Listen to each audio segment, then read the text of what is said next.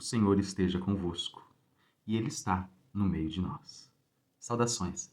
Eu tenho repetido muito isto nas celebrações, de modo que as pessoas realmente relembrem que quando nós estamos vivenciando a Páscoa, nós estamos falando do ressuscitado.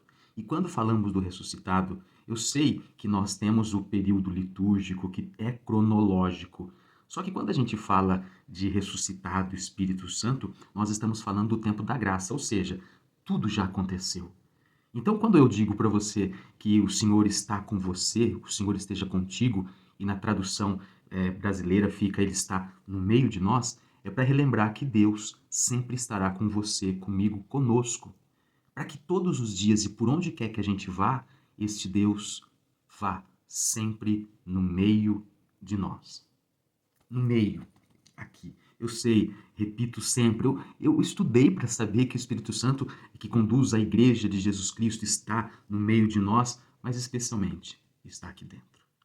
Por isso, tem sentido nos encontrarmos como um ponto do nosso dia para rezarmos.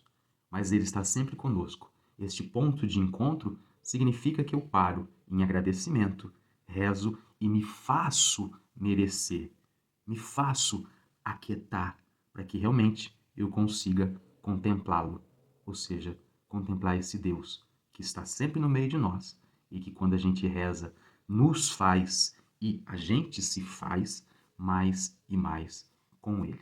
Por isso, eu te convido a rezar, traçando sobre o seu corpo, sobre a sua vida, o sinal da nossa fé. Em nome do Pai, do Filho e do Espírito Santo. Amém. Que a graça de Deus Pai, que é amor, de Deus Filho, que é misericórdia e compaixão, a unção, a força do Espírito Santo, que está no meio de nós, esteja sempre convosco. O amor de Cristo nos uniu. E é deste jeito que a gente começa rezando. Com Deus me deito, com Deus me levanto, com a graça de Deus e do Divino Espírito Santo. Ó Nossa Senhora, nos cubra com teu manto. Jesus misericordioso, se acaso chorarmos, venha enxugar o nosso pranto. Amém. Hoje é o último trechinho de Mateus, capítulo 28, versos de 16 a 20. Naquele tempo, os 11 discípulos foram para a Galiléia, ao monte que Jesus lhes tinha indicado. Quando viram Jesus, prostraram-se diante dele. Ainda assim, alguns duvidaram. Então Jesus aproximou-se e falou: Toda autoridade me foi dada no céu e sobre a terra. Duas coisas. A primeira, eu sempre lembro que os 11, eles se abaixam, né? Quando vem Jesus, quando vem Deus, mesmo assim, alguns duvidaram. E eu gosto de pensar, eu sempre gosto de dizer para você que abaixar a cabeça, se abaixar somente diante do Senhor Deus. Mas ainda assim, tem alguns que duvidam e se abaixam diante dos homens e permanecem duvidando em pé.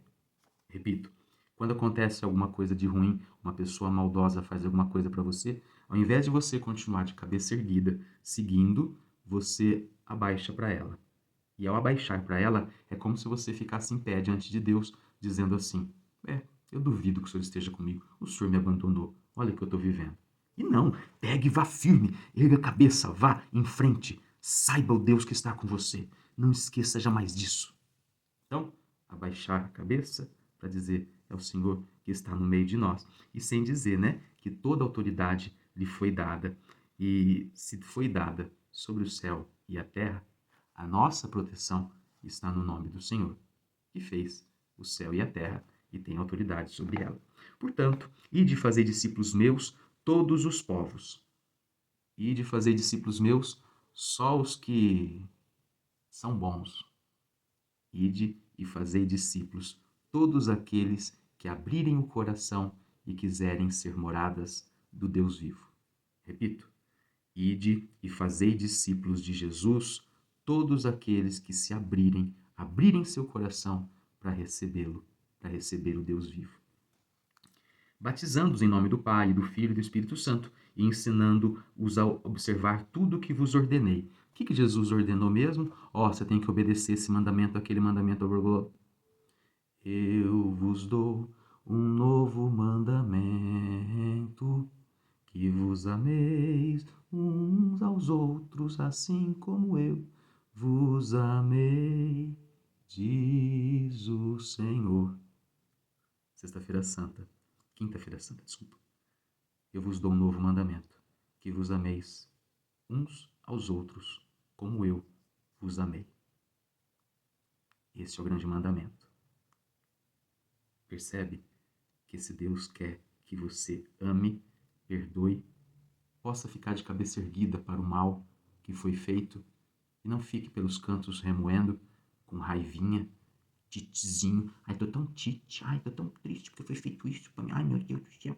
Não, você ergue a cabeça e fala assim, não precisa falar para a pessoa, mas de repente, amanhã, segunda-feira, você vai chegar no trabalho, vai olhar para ele e pensar assim, eu vou falar bom dia, porque eu tô de cabeça erguida, eu não sou uma criança de cabeça baixa. Bom dia, e vai para sua mesa. Bom dia, e segue para o seu setor. Bom dia, senta à frente dele e começa a trabalhar. Percebe?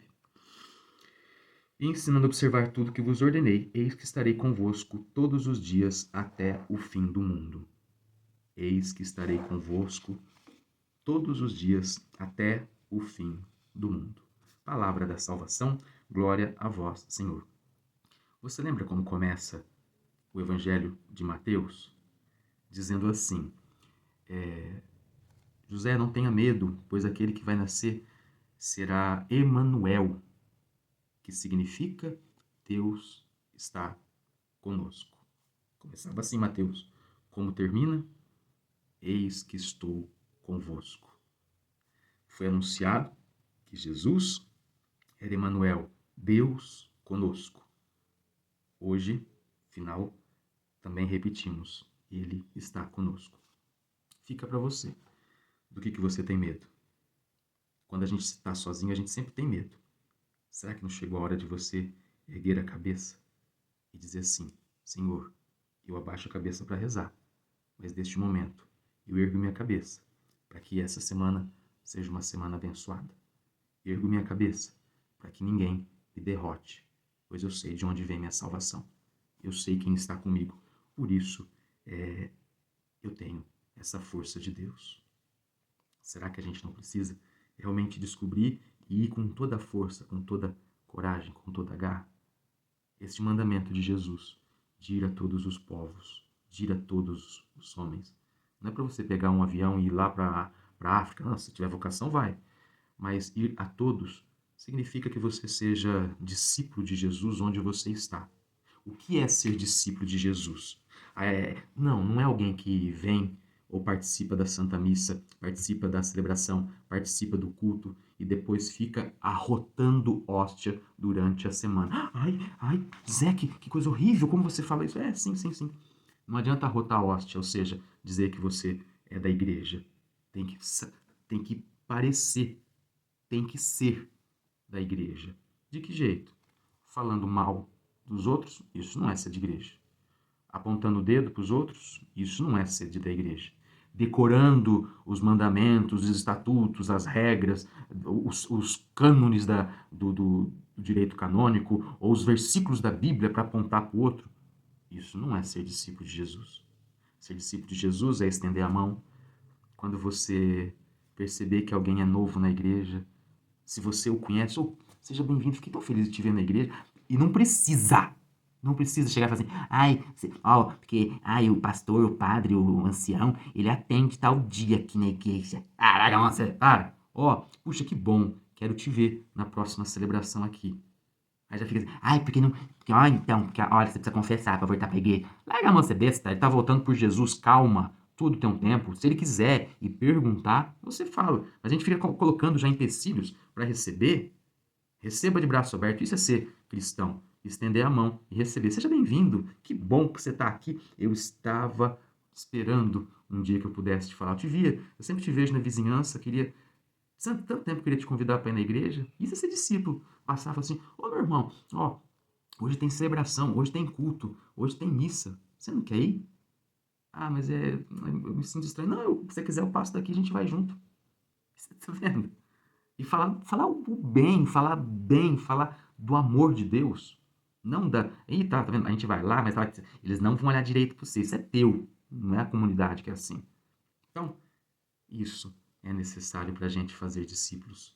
Isso é ser de Deus, isso é ser discípulo de Jesus. As pessoas que te veem no trabalho, te veem como uma pessoa arrogante, que fica, não vou falar rotando hóstia, né? Que fica rotando versículos da Bíblia para condenar, para julgar? Ou é uma pessoa que transborda Espírito Santo para dizer assim, puxa vida, nossa, eu percebo que você está triste, mas olha, estou aqui, não quero saber do que você está passando, eu quero que você saiba que eu estou aqui. Independente da sua religião, viu? Eu estou aqui para ouvir o que você precisar. Se você quiser contar, por enquanto, apenas rezo para que você consiga aquilo que você está pleiteando. Viu como muda de figura? Mas vamos rezar, vamos pedir a benção da água para que a gente possa ter um dia aí abençoado. A nossa proteção está no nome do Senhor, que fez o céu e a terra. Dignai-vos, Senhor, abençoar esta água, que recordando nosso santo batismo seja uma água pura e limpa, que lave todos os males, especialmente aqueles que nos fazem, talvez, entristecer, às vezes perder o foco. Abençoai, Senhor, esta água em nome do Pai, do Filho e do Espírito Santo. Amém. Beba com fé. Amém? Amém. E todos juntos digamos assim: São Miguel Arcanjo, defendei-nos no combate, sede nosso refúgio contra a maldade e as ciladas do demônio. Ordene-lhe Deus, instantemente o pedimos. E vós, príncipe da milícia celeste, pela virtude divina, precipitai ao inferno a Satanás e a todos os espíritos malignos que andam pelo mundo para perder as almas. Amém. Quem é como Deus? Ninguém é como Deus. Muito obrigado pela sua presença. Que você tenha uma semana abençoada. O Senhor esteja convosco, Ele está no meio de nós. Abençoe-vos o Deus que é todo-poderoso, Ele que é Pai, Filho e Espírito Santo. Amém. Santo anjo do Senhor, meu zeloso e guardador, se a ti me confio a piedade divina, sempre me rege, me guarde, me governe, me ilumine. Amém. Que você tenha realmente um dia maravilhoso. Que o Senhor Jesus seja sempre a vossa força. Permaneça em paz e que Ele sempre te acompanhe, graças a Deus. Um beijo no seu coração. Acreditar faz bem.